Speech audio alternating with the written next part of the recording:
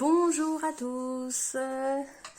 Alors, on se retrouve après un mois, je dirais, à peu près, parce qu'il y a eu les vacances. Ça va être une vidéo qui va aborder le thème du sommeil.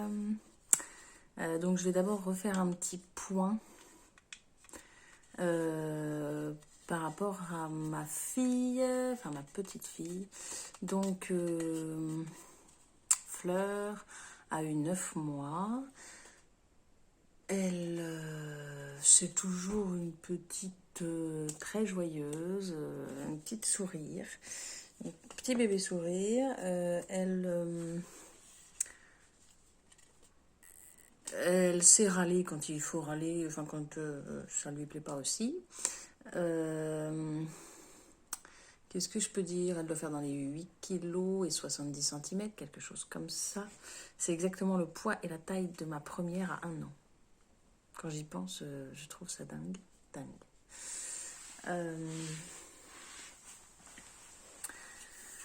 Que dire d'autre? Elle mange en DME, donc ça se passe, ça va, mais c'est pas... elle grignote un peu encore quand même. Je pensais que ça irait plus vite qu'avec ma première, et en fait, elle grignote un peu encore. Donc elle va prendre un petit bout, elle va recracher un peu, machin. Bon, après je vois c'est celles qui sont bien compactes qu'elle mange, donc voilà. Au niveau des allergies, je suis restée à éviter le lait de vache, le soja et, alors ça c'est mon secret, j'évite l'œuf, donc j'évite moi-même d'en manger. Je me suis pas fait d'omelette, j'ai pas mangé d'œuf. J'en mange dans les préparations, les cakes et tout ça. Je rappelle que si j'évite ça, moi, c'est que je l'allaite et que donc ça peut éventuellement passer dans le lait. Bon, après, l'œuf, je vous avoue que c'est juste une intuition. Il m'a déjà semblé qu'elle était vraiment mal après, qu'elle avait vomi, après en avoir, elle, mangé. Et son père était allergique à l'œuf, et ma première fille aussi. J'avais fait une prise de sang et c'était retourné positif pour l'œuf. Bon, après, elle l'a jamais mal vécu. Elle mange 2 œufs des fois tous les matins. Bref. Bon, j'évite, en fait, je pense que je réessayerai de lui faire manger de l'œuf quand elle dormira. Et c'est le sujet du jour. Niveau motricité, elle a fait ses premiers pas. Donc c'est une petite qui est très moteur. Elle grimpe. Alors pour moi, c'était assez... Comme ma première était un peu comme ça, j'ai pas trouvé ça extraordinaire. Mais c'est vrai qu'après, je vois d'autres bébés qu'on est fascinés, qui montent des marches à 11 mois ou à 10 mois. Et je me dis, ah oui, bon, bah, effectivement, elle est moteur quand même. Parce que... Enfin, on est fascinés, je dis conneries. On est surpris, voilà. C'était le mot. Parce que, je crois qu'à 6 mois et demi, enfin, avant ces 7 mois, il me semble qu'elle a monté les marches enfin bref, et donc là, c'est... Alors, elle a fait des tout petits pas, elle est en train de se lancer, c'est-à-dire que pour aller d'un meuble à l'autre, elle va regarder, tac, tac, tac, elle se lance, elle fait 5 pas, et voilà. C'est pas son mode de déplacement, donc elle ne marche pas encore, je peux pas dire qu'elle marche. C'est parce que je dis ça parce que tous les 2 jours ou 3 jours, j'ai mes parents au téléphone. Alors, elle marche? Non, elle marche pas. Il va lui falloir du temps avant qu'elle marche. Quoique c'est possible de marcher complètement à 9 mois, même avant. Hein. J'ai une copine, sa fille marchait à 8 mois et demi, mais elle marchait, quoi. Voilà, donc elle marche pas, mais par contre, elle grimpe, c'est affolant. Elle a du scotch sous les pieds, elle grimpe partout. Partout. Bon, ce n'est pas le propos. Le propos, c'est le sommeil. Donc, je vous avais parlé de la régression des 4 mois. Effectivement, il y a eu régression. C'était pas à 4 mois, c'était à 3 mois et quelques. Ça a été... elle dormait bien. Et d'un coup... donc, elle dormait bien, c'est-à-dire qu'elle demandait à téter 1 fois ou 2 dans la nuit, mais se rendormait aussitôt, et voilà. Ceci dit, elle se rendort toujours aussitôt. C'est juste que j'en ai marre. Donc il y a eu une régression, mais ça ne s'est pas... Il y a une régression, en fait, c'est pas vraiment une régression, c'est une évolution du sommeil. C'est parce qu'en fait, bébé, avant, c'était un petit asticot qui se rendait pas bien compte de ce qui se passait autour. Et puis, à un moment, son cerveau, il s'est dit, ah, mais attends, il se passe des choses autour de moi. Et si je restais éveillée? Et si je pleurais parce que j'ai envie de voir papa et maman ou parce que je me sens un peu tout seul? Voilà. Donc, c'est synonyme de maturité du cerveau. C'est très chouette. Voilà. Aujourd'hui, Fleur Alors, par contre, on a une chance. Elle s'est toujours très bien endormie. Elle s'endort seule dans son lit. Enfin, seule. Je peux pas dire exactement seule parce qu'elle a sa tétine. Voilà, mais sinon je peux la poser dans son lit. Là, je l'ai posée dans son lit pour la sieste. J'ai mis la tétine. Elle fait, elle a son doudou et voilà. Et en plus, depuis qu'elle est née, on a eu toutes nos soirées. C'est-à-dire qu'il n'y a pas eu de coliques, il n'y a pas eu de pleurs excessifs. Toutes nos soirées. Donc ça, c'est vraiment génial. Je le sais qu'on la couche à 20h30. Elle dort jusqu'à ce qu'on rentre dans la chambre, quoi, parce qu'on est toujours en cododo. Donc jusqu'à minuit, 23h30, minuit, 1h, ça dépend. Bon, sauf qu'elle va téter en général 3 fois dans la nuit. Donc par exemple, cette nuit, elle a tété à minuit et demi, puis à 3h, puis...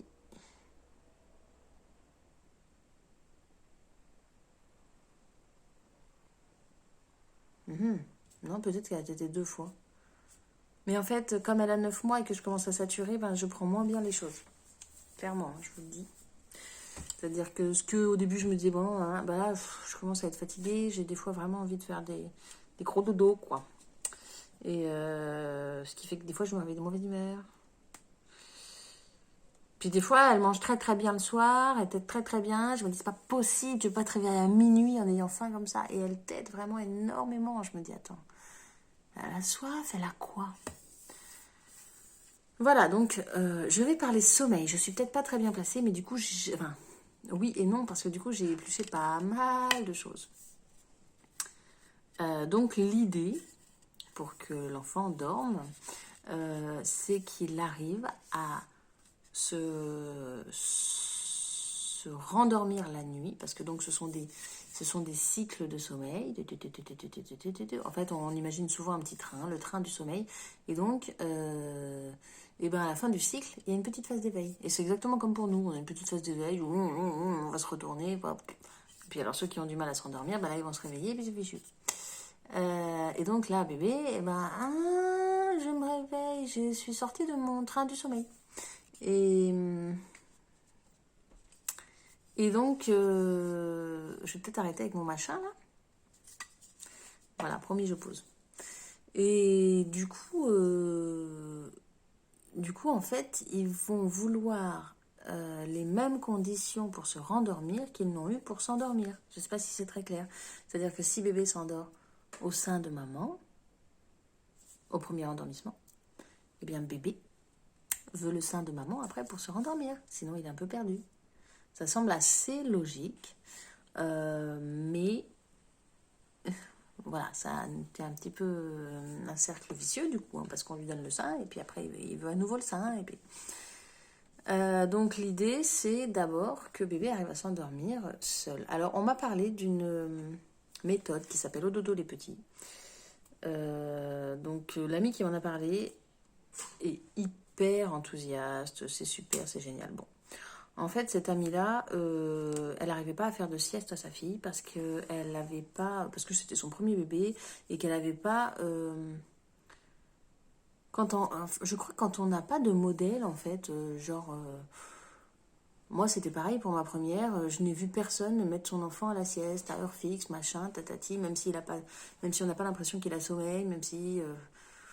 voilà, parce qu'en fait, quand le nouveau-né est tout petit, il s'endort tout seul, donc on suit son rythme, en fait, et on ne se rend pas compte qu'il y a un moment où il faut que ce soit nous qui lui donnions un rythme. Et ça, c'est pour tous les enfants, et c'est pour tout le monde pareil. Hein. Je pense qu'on a tous à un moment un enfant de 1 an qu'on va mettre à la sieste à 13h ou à 14h. Enfin, je dis tout le monde, évidemment, il y a toujours des exceptions. Mais c'est quand même majoritairement l'ensemble des enfants qui ont besoin de ce genre de rythme. Sauf que il faut que ce soit nous qui lui donnions. Et en fait, quand on n'a pas pu observer la maman, la tante, la cousine faire ça, qu'on n'est pas une grande famille, qu'on n'a pas... on se retrouve à se dire, je comprends pas, mon enfant il s'endort pas. Ou alors mon enfant il fait des siestes d'une demi-heure parce qu'il est KO, que du coup il va s'endormir, pouf, en porte-bébé dans les bras, et il va se réveiller en fait à chaque cycle. Et du coup il va pas enchaîner, il va pas faire une sieste de 2 heures, 2h30, voire 3 heures. Bon, voilà. Donc ce qu'il faut savoir, c'est qu'il faut avoir des horaires. En tout cas, c'est souvent une des grandes clés. J'ai repris mon machin.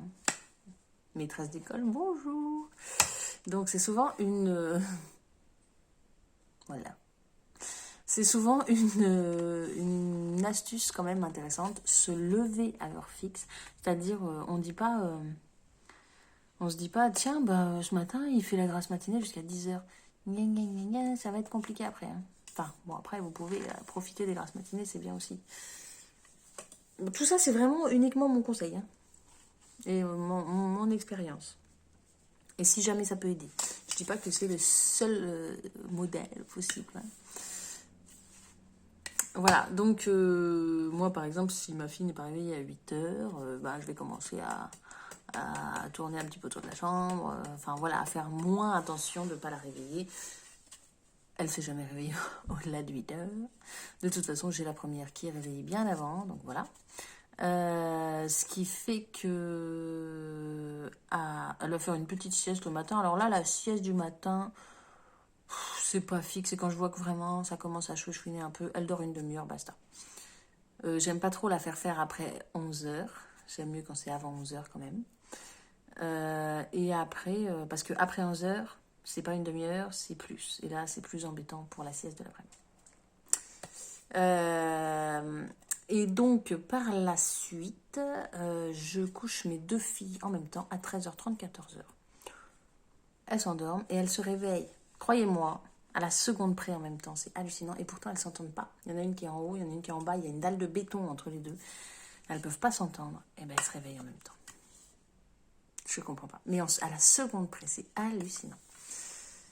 Bref, ça c'était une parenthèse. Donc, ce qui est important, c'est des heures fixes. Après, ce qu'ils préconisent dans la méthode Au dodo les petits. Donc, moi, je n'ai pas suivi la méthode parce que c'est pas quelque chose... En tout cas...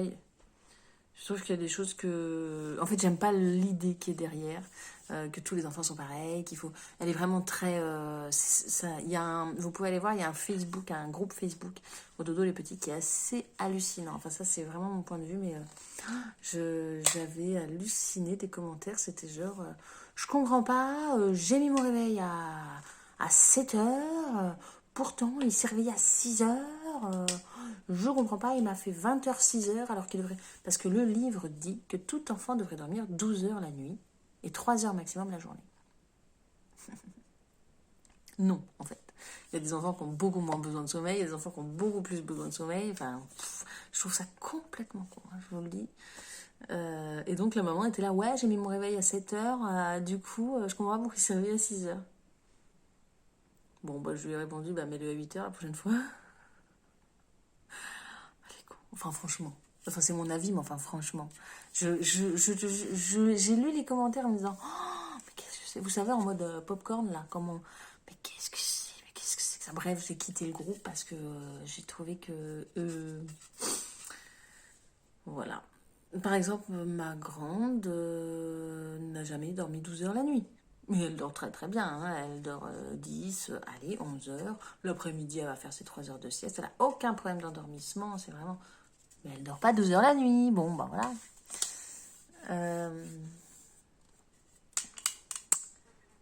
Donc, l'idée, avoir des heures fixes. Ce qui préconise, et ça, c'est des petites astuces que j'ai quand même piquées dans le livre, que je trouve sympa. Ne pas endormir bébé au sein, si vous l'allaitez.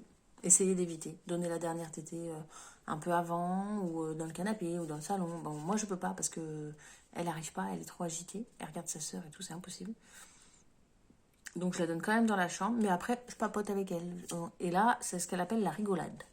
Donc on fait une petite séance de rigolade. Donc je la mets dans son lit Et là, je joue un peu avec ses peluches. Ça dure vraiment 2 minutes. Mais elle adore ça. Elle est morte de rire. Elle se couche avec le smile. Elle est hyper contente. Et je sens qu'elle est bien. Et ça, je pense que c'est important. Plutôt que de la poser, qu'elle pleure et de s'en aller. Non. Donc, aïe, aïe, aïe. Même si je le fais, même si... bon, il y a des fois, elle est claquée, mais... même si je vois qu'elle est un peu comateuse d'avoir tété, machin, et là, je la mets dans son lit et puis elle va s'endormir direct, eh ben, je la fais sourire un peu, elle va se réveiller un peu, puis dès que je lui mets la tétine, ça vaut parce que j'ai la tétine. J'avoue que c'est quand même une petite roue de secours. Sans, c'est différent, sans, ça peut être un peu plus compliqué. Voilà, c'est des choix, nous, on a fait ce choix-là, c'est peut-être pas le bon.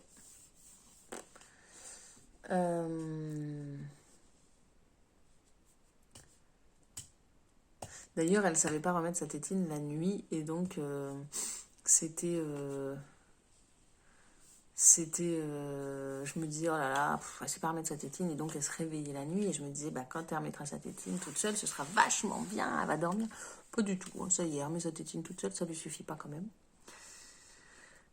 Donc dans cette méthode, il préconise aussi le flapotage. Donc en fait, vous laissez l'enfant dans son lit quand il se réveille la nuit, vous venez et on tapote les fesses comme ça, ce qui donne un mouvement de bercement en fait. Et sur ma fille, ça marche bien, elle va se rendormir. Sauf quand vraiment elle veut téter, elle peut pas se rendormir. Bon voilà, ça c'est une autre astuce. Qu'est-ce qu'il y a d'autre comme astuce? Être sûr que son enfant a bien mangé, c'est quand même... C'est être plus serein en fait.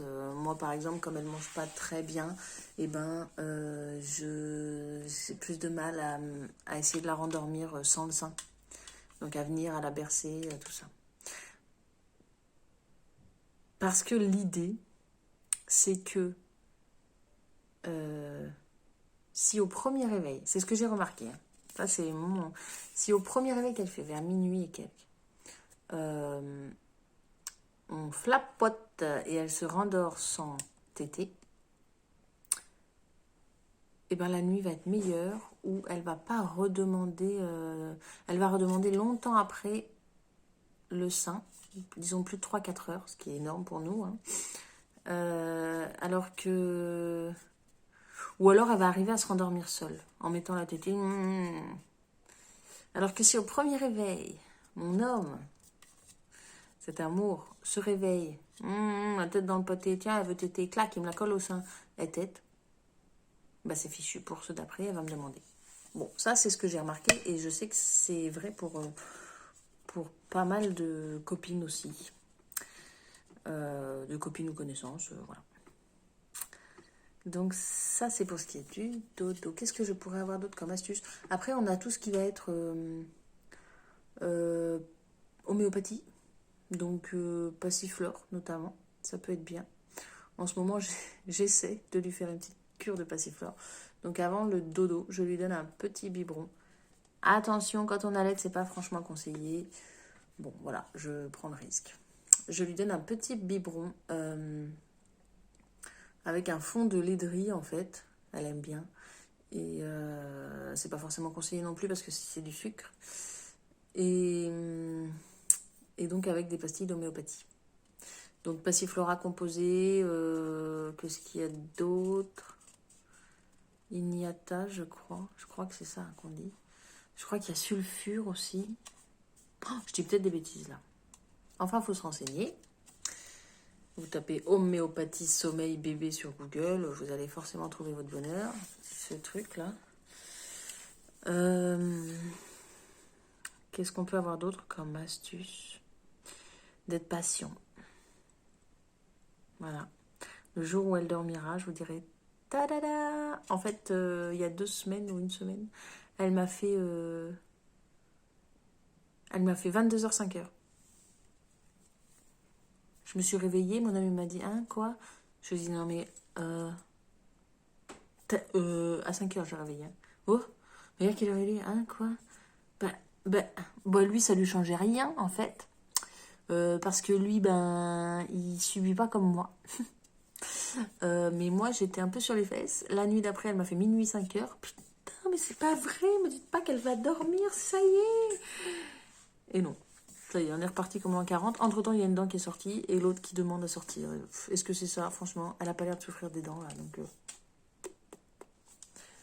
On me dit que c'est la pleine lune. J'ai envie d'y croire. D'ailleurs, j'ai aussi une pierre qu'on m'avait offert. C'est du quartz rose.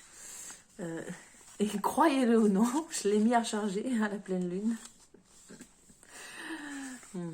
Je l'ai mis à recharger. Je suis tombée sur ça sur Instagram, je crois, et je l'ai mise dehors, là, hier. Et puis, je l'ai remise dans son lit. Voilà.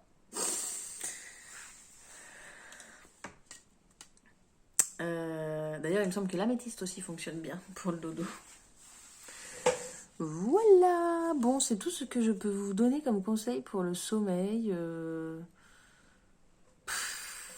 Ça fait pas beaucoup de conseils au final, mais bon, c'est des petites astuces. Si jamais ça peut aider, pensez donc à la rigolade du soir, à essayer de dissocier tété du dodo.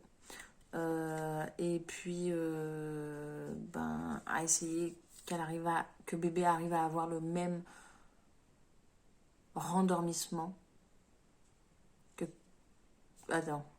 que bébé arrive à se rendormir comme il s'est endormi. Les mêmes conditions en fait. Donc bébé s'endorme seul, c'est un peu la clé ça.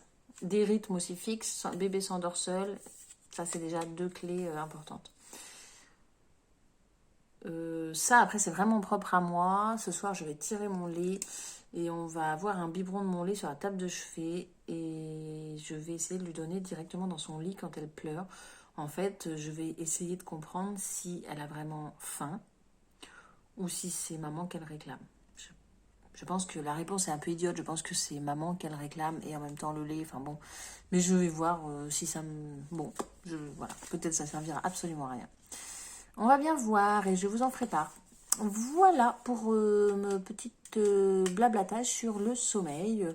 J'espère que ça pourra peut-être aider certains, certaines. Voilà. Je vous souhaite tout le courage du monde à toutes les mamans qui ne dormaient pas, ou les papas.